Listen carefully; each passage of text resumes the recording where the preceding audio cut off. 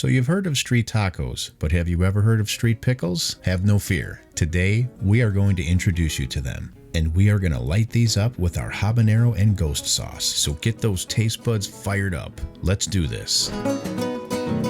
Okay everyone, so this is one of the easiest recipes you're ever going to put together, but don't sell it short because it is packed with flavor. Simply lay out some large dill pickle halves on a serving tray, and we're going to start by covering those generously with some Cotija cheese.